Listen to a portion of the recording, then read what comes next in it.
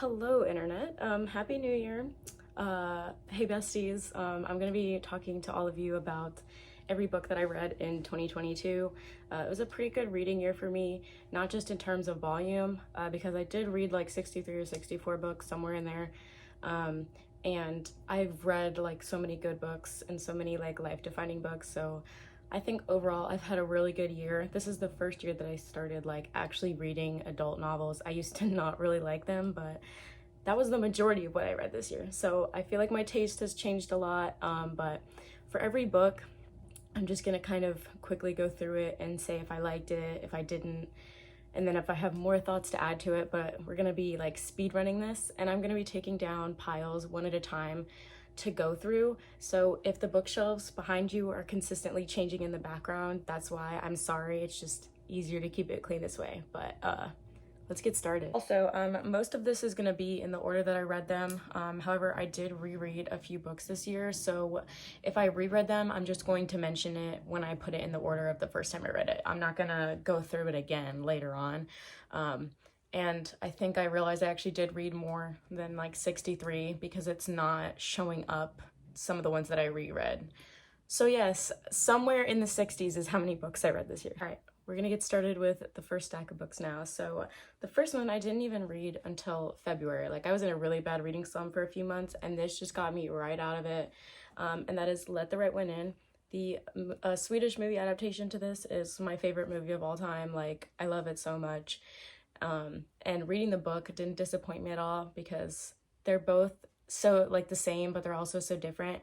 And it's just like the book is just a more extensive version of what the movie shows you, which is the case most times. But I was not disappointed by it. I loved it. It didn't feel like a waste of time. It was different enough to keep me interested. And I actually reread this one like 2 months ago to annotate it for my friend for her birthday. So I loved it both times. It was fantastic. 5-star. I think it's like my fourth favorite book of all time is what I said. Next is a play I read for my English 102 class, and that's A Raisin in the Sun. I don't really want to talk about it that much because I had to write an essay on it, but just know that I read it. Next, you'll probably recognize this one, is A Little Life. I did a reading vlog of this, but we're not going to talk about it. This is my second favorite book of all time. I know a lot of people don't like this book or don't think that it was written in a good way. I don't know how to explain it, but I love it. I feel like I wouldn't be the same if I hadn't read it. So yeah, 5 stars from me for sure. Next is Love, Life, and the List by Casey West. I really love Casey West. Her books are like short and fun and sweet. This is another one of her YA romances.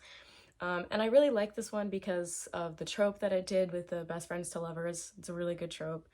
And the issue, every main character always has some sort of issue that they're dealing with at home. And I feel like the one in this was really interesting and different from what she's done before.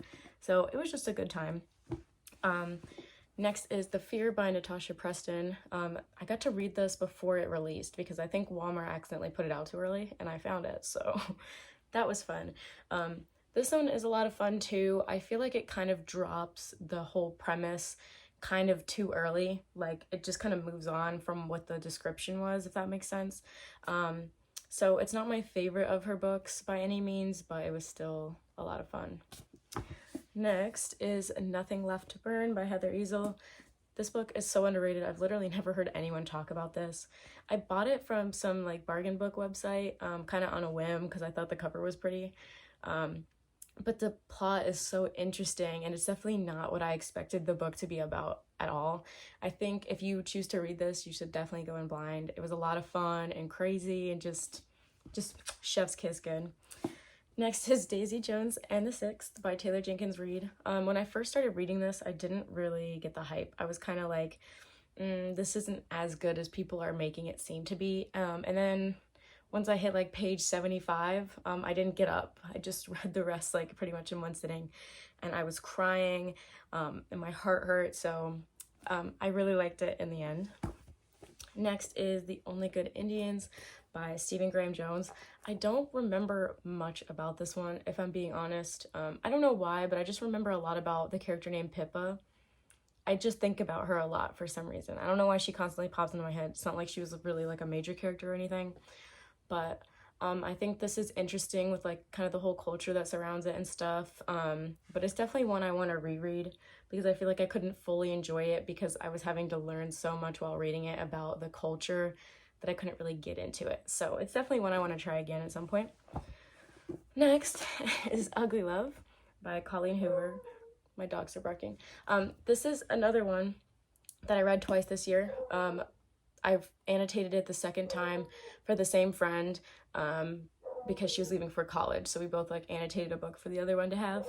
But this is another one I just really loved both the first and the second time. I think this is a really well-written book and it's unlike something I've read before. So, all right, so we're now moving on to the second stack. So the first book I don't have a physical copy of, and that's Eleanor Oliphant is Completely Fine by Gail Honeyman. I absolutely hated this book, everything about it. I hated Eleanor. I didn't like the writing style. I didn't like the plot. It was just very boring, and it just, I don't know, it just didn't give me any sort of feeling except hate. So there's that. I feel like I've finally gotten comfortable with giving books bad ratings if I didn't like them. Before, it just kind of made me feel guilty, but it's just my opinion, and I shouldn't feel guilty about my opinion on a book. So that's just how it is. I'm sorry if you liked it. It was definitely not my cup of tea and probably my least favorite book that I read this entire year. Next is The Deal by Elle Kennedy. This is the first book in the Off-Campus series. I loved it so much, a lot more than I thought I would, but I don't think it's overhyped. I think it deserves it. It's a really fun read. Both the main characters are really great. The writing is easy to read and smooth, and I just loved everything about it. I love the tropes. I love the fact that it's a hockey boy. It was just a lot of fun. I really enjoyed it. Then I have November 9th by Colleen Hoover. This is my favorite Colleen Hoover book that I've read, and I'll probably reread it soon. I just really, really enjoyed it. And although it's like pretty short, it packs a big punch, especially in the end when you're reading Ben's like transcript, I guess you could call it. It was crazy. This took me for a ride and I didn't want to get off. Then I have another one that I don't have a physical copy of, and that's The Unhoneymooners by Christina Lauren. This was one where I first read it and I was like, ooh, I did not mean to shake that. I first read it and I was like, I liked it. 3 stars. But then the more I sat on it, I realized that I really, really did not enjoy it. I feel like once their like little vacation is over, the book is just bad. It's just trying to get more pages in, and it was just not fun. I really didn't like either of the main characters that much at all, and I only felt the chemistry a couple of times. So I don't really feel like it's as good as people make it out to be. I think the premise and the fact that they're going on this vacation is cute, but everything else just kind of falls flat, in my opinion. Next is Birthday Girl by Penelope Douglas. My God, I can't really get started on this because I'll talk about it forever. This is my 3rd favorite book of all time. Period. End of discussion. I read this twice this year also. The second time I read it, I annotated it for myself. No one else. It's for me. So now I have 2 copies of it. I love this book so much. It's an age gap romance, but it's one of those age gap romances that is done very well. And I feel like this is such a good thing because there's such a stigma around age gaps when there shouldn't be with certain couples.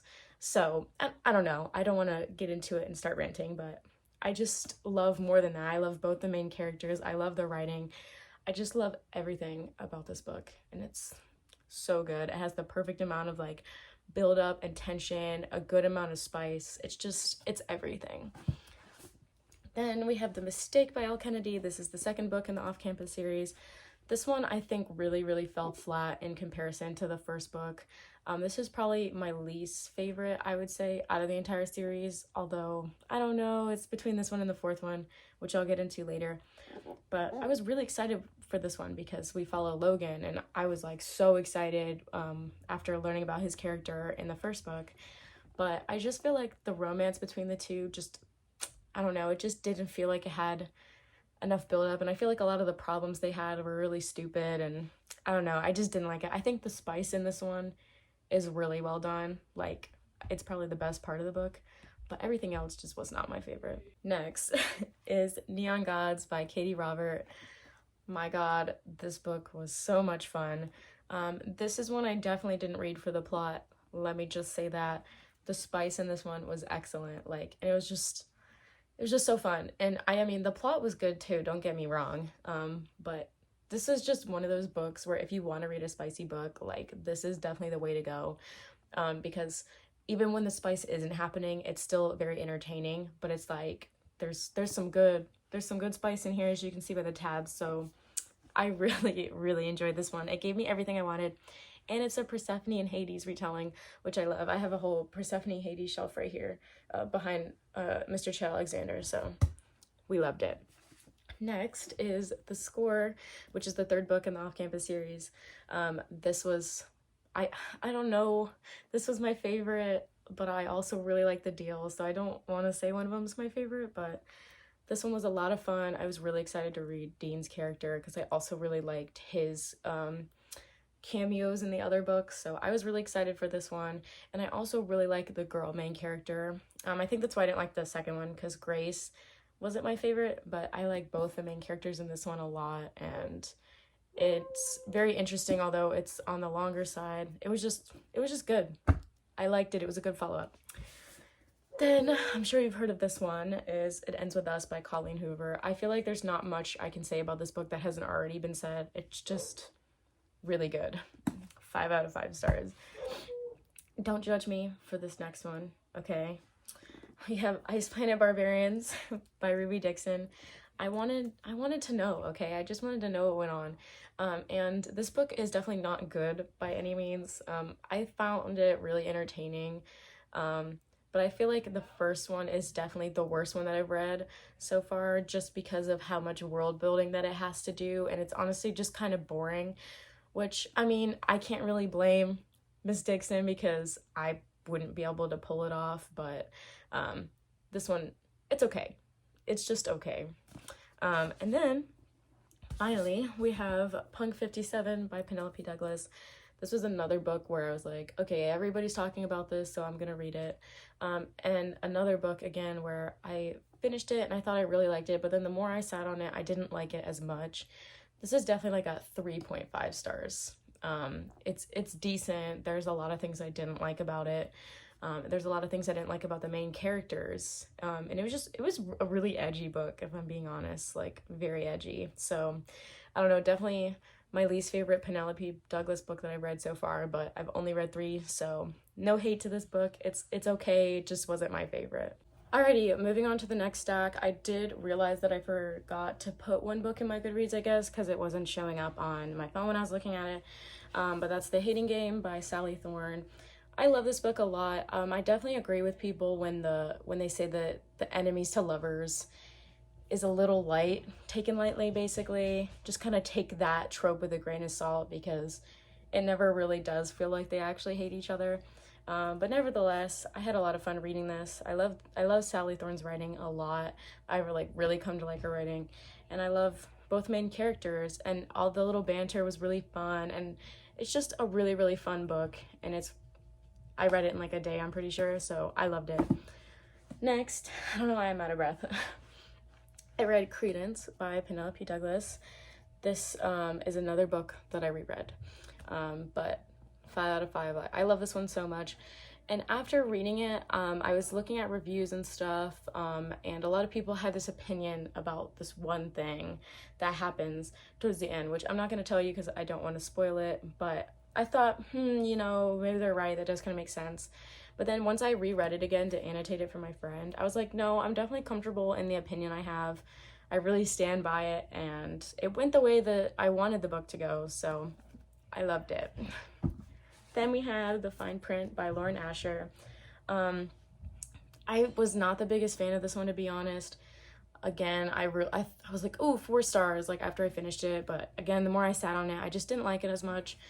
Not to say that there's like a lot of quotes I have highlighted in here that I liked, so I really liked a lot of the writing, but I really did not like the main girl character, and the main guy character was okay, not my favorite.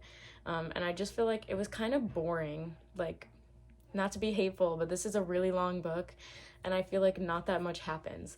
Although I do like the way that they kind of go about getting together in the first place. I think it's really interesting and different, but overall, it's just not one of my favorite books. Next is another Sally Thorne book, and that's 99% Mine. This one was really, really cute. Again, I love Sally Thorne's writing. I loved both the main characters. I love that there was a set of twins in this book. I think twins are so cool. And I just loved it. It was good. It had good build up and all that stuff. Sally Thorne's books aren't super spicy, but I feel like they're enough to like keep me wanting more and like not be mad at the book. They're just really cute and fun, and this one is no exception to that. Next is The Goal by Elle Kennedy. This is the fourth and final book in the off-campus, not including the like novella one, which I'm probably never gonna read. But this one, I was a little hesitant going in because it kind of has the accidental pregnancy trope, which I absolutely hate. Sorry, I really am not into that. I feel like in this one, the pregnancy trope was honestly one of my favorite parts, to be honest, which is not what I expected. I really did not like the main girl character at all, especially for like the majority of the first half of the book. But I feel like I really started to like her because her personality really started to change for the better, in my opinion. And I just really like the way this one ended and wrapped up and stuff. So although I don't think it's the best, I also don't think it was terrible. So it's a decent book. Next, we have Barbarian Alien, which is the second book to Ice Planet Barbarians. I think this one was a lot better than the first one, just in terms of being interesting throughout, just because it had more going on than just world building. And this is where we kind of see all the girls getting with the aliens. That sounds so weird, I'm so sorry, but yeah. And this one, you know, he like takes her away. I don't know how to explain this. I don't want to feel like I'm spoiling something, but this one, they're not with the whole like colony. They're kind of like separate. So I think that was really interesting with like the isolation that they have kind of going on. And I enjoyed it for the most part. The main girl character, I didn't like her very much at the beginning. She's definitely grown on me, but more on this series later. Next, I have Chasing Lucky by Jen Bennett. Can I just say I love Jen Bennett. She's such a good person. I remember posting something when I read one of her other books like a year or so ago, and she was so nice, and I love her. She's such a good person. So I will 100% always be buying her books and supporting her. But I really, really like this one. I love the premise and stuff, and although it's pretty long, it didn't feel that way. I love the little small town setting and stuff, and it's so cute. I had such a fun time reading this, and I really, really like Lucky, like a lot. Next, I don't even want to talk about this one. I have Kells by Matthew Stokoe. If you haven't heard about this, don't look too much into it. This book's really disgusting, and I wish I had never read it. I don't even want to give this one a rating, just because I don't want to say that it's a terrible book. It definitely has like a message for sure. That's kind of the whole point. It's just basically a big metaphor. One of my friends sent me she did like a whole paper on it and sent me a lot of her like explaining what everything meant to her, and I like, it gives me a whole new perspective on the book, to be honest, just because when I was reading it, I was just really disgusted by everything that was happening, although I could tell it had some underlying message. But honestly, I still wish I had never read it. It really messed me up. I literally had to take a break from reading it. I had to stop in the middle and take a week off and not read it because that's how much it was upsetting me. And that's never happened before, so don't read this book, please. Please don't. Next is It Happened One Summer by Tessa Bailey. This one was so much fun. It's different from a lot of the other like spicy books that I had been reading, because this one, it's very like cliche, like it has a very cliche setup, but I feel like the outcome is very fun. I really, really, really, really like both main characters. I love the spice in it. I love the plot. This book was never boring to me. It was the perfect amount of drama without being overwhelming. I just loved it so much. It was great. Okay, next stack. So first up, we have The Goldfinch by Donna Tartt. I love this book so much. Words can't describe how much I loved this. I love Theo. so much.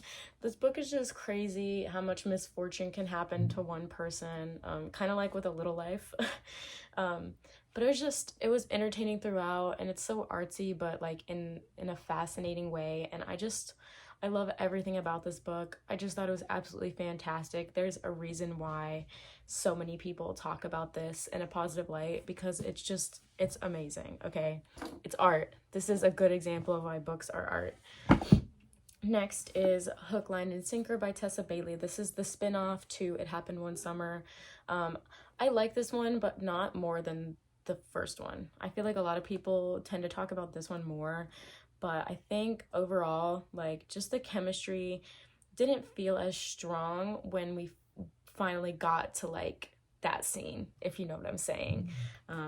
But I love Fox and I love Hannah. They're both great characters and all that, but it just didn't have the same ending feeling for me. I think throughout it had, like, really good like chemistry and stuff, but towards the end it felt like it kind of fell off a little bit. Next is Second First Impressions by Sally Thorne. This is my favorite Sally Thorne book. I love it so much. It is so cute. I love both the main characters again. It's just so cute. This is like the least spicy, I would say, of her books, but it's such a fun time, and it's so different, and I just love it. I love everything about it. Next is By Your Side by Casey West. I've read this before, like a year or so ago, but I just had to read it again. I think I listened to the audiobook. I love it. It's my favorite Casey West book. And so is On the Fence. That's a great one too. But this one's just really fun and interesting. I really like Dax as a character. He's like very mysterious and stuff, which we love. And I like that it's not very obvious about the direction of where the story is going. It's just like, it kind of throws you for a loop a few times. So I really enjoyed this one. Next is A Touch of Darkness by Scarlett St. Clair. I really enjoyed this one. This is another Persephone and Hades retelling book. This one blew up on like TikTok and stuff. I mainly read it because my friend told me to read it. That's pretty much the only reason. But I like the way it went and the direction it took with Persephone and Hades, and just how dramatic and stuff it is. It's just a lot of fun. Although there were definitely some times in this book that made me very angry when I thought it was going one direction and then it didn't. I was definitely frustrated at some points throughout reading this, but overall it was a lot of fun. Then, oh my god, we have The Eighth by Matt Shaw. This is tiny, obviously. It's a novella. This was like $12 for this little thing, but I loved this so much. I read Cows by Matthew Stokoe because I saw it on the Disturbing Books iceberg and I wanted to try reading like a bunch of them and talking about them. And that made me not want to read anymore, but I was like, okay, I'll read this one, and I loved this one. I think it's, although it's a little upsetting, I think it's a really good message behind it. The twist is crazy. Just everything about this is really crazy and intense, and I think if you can handle the subject matter, it's definitely worth a read. Like, it was really great in my opinion, so I loved it. Next, don't have a physical copy of this one, but it's Imaginary Friend by Steven Chbosky. I'm sorry if I mispronounced his last name.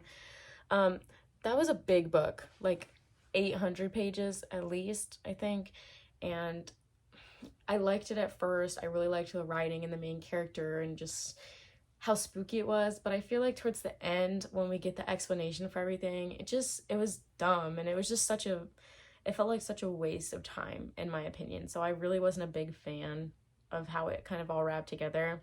It was definitely like a 3-star book for me. Next, I have A Touch of Ruin by Scarlett St. Clair. This is the second book in the Touch of Darkness series.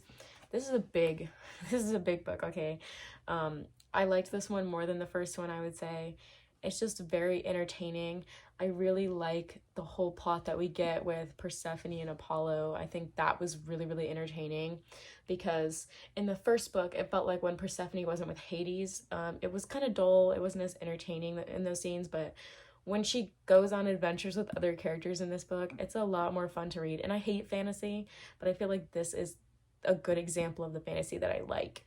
because it's just interesting for reasons other than the world that they're in, if that makes sense. So I really loved that one. Next is another one I don't have a physical copy of, which is Allegedly by Tiffany D. Jackson. Actually, I do have a copy, but it's in my closet, and I did not want to get up and get it. This book's really good. I think it's a really good YA book with a good message, and I feel like it's one of those books that I feel like a lot of people should have to read. I don't really have too much else to say about it. I don't want to start ranting about some of the characters I didn't like, but it was really good. Next is My Heart is a Chainsaw by Stephen Graham Jones. If I'm being honest, I don't even really know what to say about this one. I listened to the audiobook and I had a really hard time paying attention to it a lot of the times, and I just wasn't very interested in what was going on.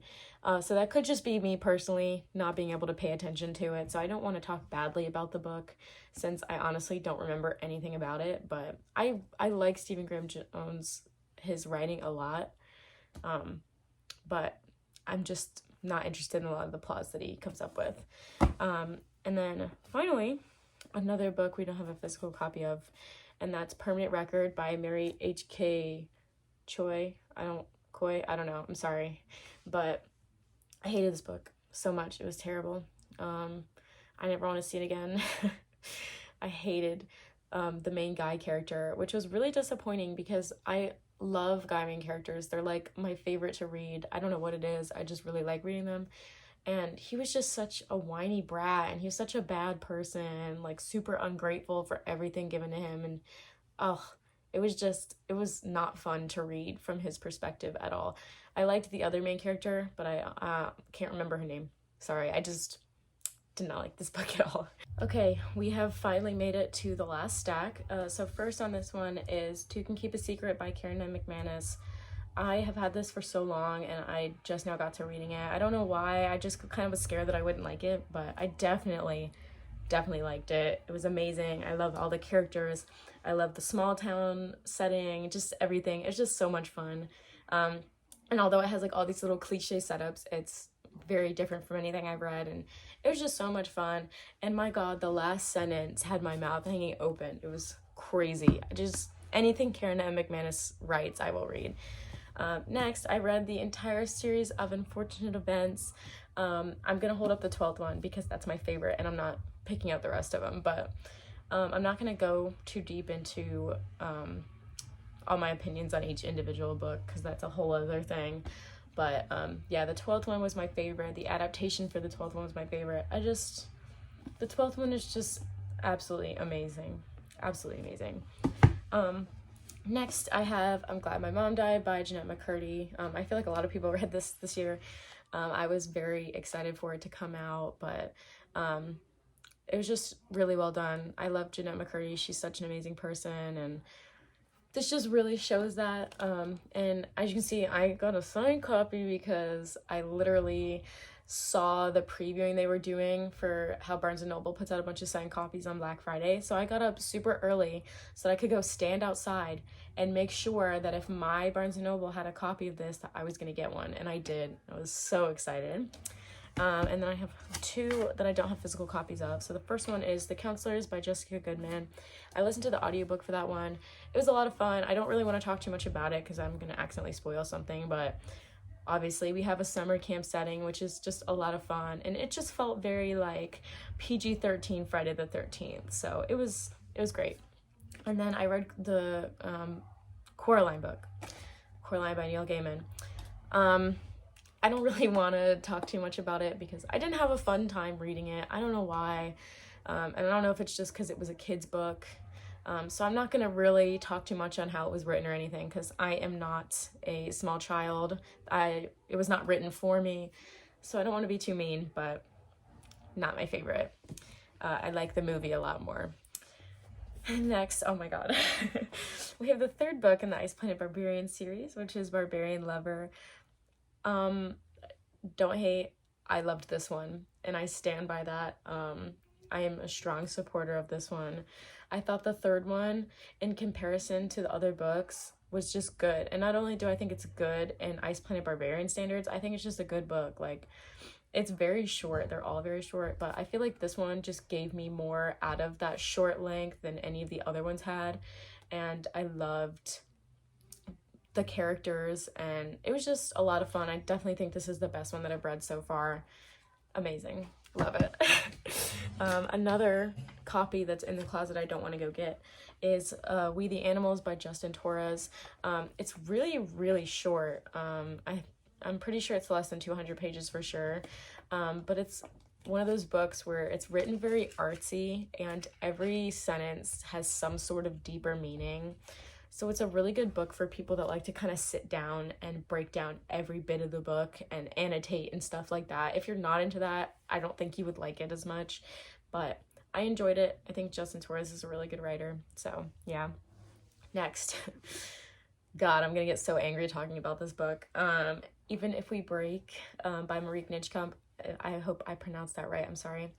I read one of their other books called, it's right here. This Is Where It Ends. Amazing. One of my favorite books I've ever read. It's so good. This one sucked. I hated it. Again, one of those that I would give 0 stars if I could. I don't think I liked any of the characters except for maybe 2, and one of them literally gets killed off really early, so can't really like the character that much. And it's like the characters you're supposed to be sympathizing with, they were just bad people, like especially one of them. So it's like, I don't know, I really didn't like it. And I feel like it has really good like LGBTQ community representation, but it's like the people that are representing that community, it's like, oh, this person is transgender, but then their only other like character trait is that they're an asshole. Like that's pretty much the best way that I could say it. So I was not a fan of the characters. I wasn't a fan of the plot. I feel like it was given away, like the twist, right when all of the like bad things started happening. I literally already knew who it was gonna be, and it was a yawn fest in my opinion. And it took so long to get started with the intense stuff. And we love a slow burn, okay, but this wasn't an effective slow burn. It just made me angry that I waited that long just for the book to turn out horribly. So not a fan of this one. Definitely recommend skipping it. Next, we have The Great Gatsby by F. Scott Fitzgerald. I reread this pretty much every year. I love this book. It's my favorite classic ever. I have an obsession with it. Nothing needs to be said. You've probably already read this book or you've heard enough about it, so I'm not going to say anything else, but I love it. Next, another non-physical copy. I read Horror Store by Grady Hendrix. Everyone was hyping this book up. Like, everyone was talking about it. People that I met in person at a bookstore or something were like, oh my god, you need to read this. It's so fun. It's just, so I was like, okay, fine, I'll read it. So I got the audiobook because I didn't want to buy a physical copy, but I loved it. It was a lot of fun. I don't really want to spoil anything, but it's just really funny and clever with the whole like IKEA setup and stuff. And it's a really, really fun time, and I totally recommend it if you like spooky books. Next, I read 19 by Mackenzie Campbell. As you can see, I bookmarked pretty much every poem that I really liked, which is a lot of them. I really enjoyed this, and I am 19, so I feel like this was the perfect thing to read at the end of the year. There was definitely a few poems where you could tell it was just kind of her kind of talking about her feelings, which is kind of the point of poetry. And obviously not every single poem she wrote is gonna hit me in the heart because I don't relate to her with everything, and that's just kind of how it is. But man, there were some in here that just really, really hit me. And then the last book, which I don't feel like this is the last book that I read, but I'm pretty sure I've been in a slump for like the past month, so I guess it is. And that's You'll Be the Death of Me by Karen M. McManus. Like I said, everything she writes is amazing. This was amazing. I loved how we had 3 main characters. It worked really well, and just kind of how 2 of them had chemistry, and it was like one felt like the third wheel, and it's like they're going through this like murder investigation, but it's like there's still 3 teenagers that have issues in their friendship.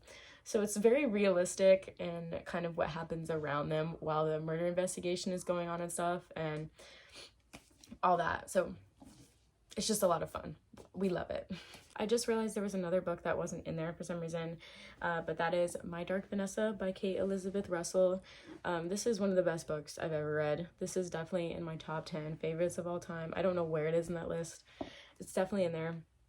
The writing was absolutely beautifully well done, and it's one of those books where it's dealing with a really, really heavy subject matter, but I think 1000% that she did it really well. Like, she wrote it in a way that was like really showed the issues surrounding it and how it's not just affecting them at that time, but how it affects the main character for the rest of her life.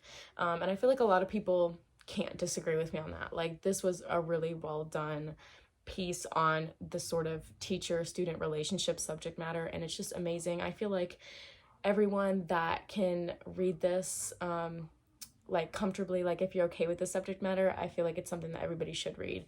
So 1000% recommend. I literally got done and went and ate lunch and realized there was another book that was not on there, but that's The Time Traveler's Wife. I really enjoyed it. It's very long, but again, it doesn't feel repetitive or anything. There's always something different going on. It's a very interesting premise and stuff, unlike anything I've read, so I really enjoyed this one. I'm just not gonna say too much. Okay, besties, that was every single book that I read in 2022. At least I think it was. I'm sure I probably missed one or two, but yeah, I'm sure you're sick of hearing me talk, so we're gonna end it here.